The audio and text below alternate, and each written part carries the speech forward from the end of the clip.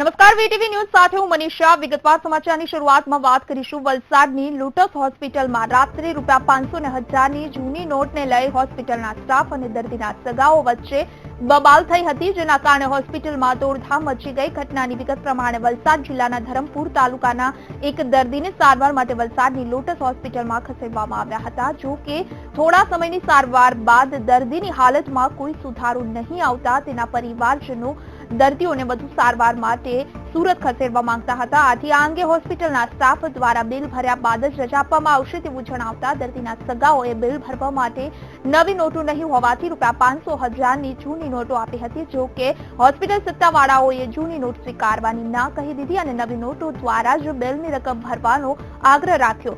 જો કે સગાઓ પાસે નવી નોટ નહીં હોવાથી મુશ્કેલીમાં મુકાયા તો બીજી બાજુ ગંભીર હાલતમાં આઈસીયુમાં દાખલ દર્દીને નવી નોટ ભર્યા બાદ જ બીજી હોસ્પિટલમાં લઈ જવાની રજા આપવામાં આવશે તેવી હઠ પકડતા દર્દીના પરિવારજનો રોષે ભરાયા હતા। માનવ ઠાકોર ફોન લાઈન પર જોડાયા છે। આ અંગે તમામ વિસ્તારથી માહિતી આપશે। માનવ, કહી શકાય જે રીતે જૂની નોટના કારણે હોસ્પિટલમાં બબાલ થઈ છે, એક દર્દીને બીજી હોસ્પિટલમાં ખસેડવા અંગે બિલ ભરવા અંગે જે મોટી બબાલ થઈ છે, શું સમગ્ર મામલો શું હતો, કેવી રીતે બહાર આવ્યો?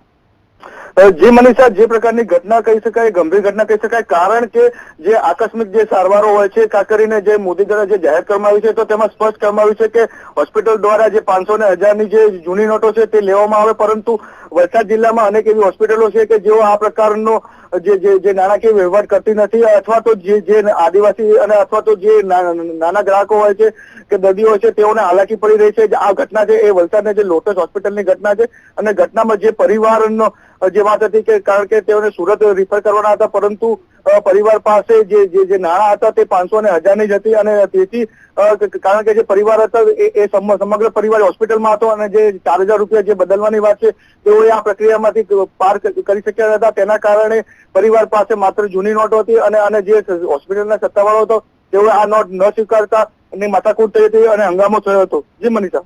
બિલકુલ માનવ, આપનો આભાર સમગ્ર માહિતી વિસ્તારથી આપવા બદલ। જે રીતે જૂની નોટની બિલ પેમેન્ટ વખતે જ હોસ્પિટલમાં બબાલ થઈ, બહુ જ ગંભીર ઘટના સામે આવી છે વલસાડમાં।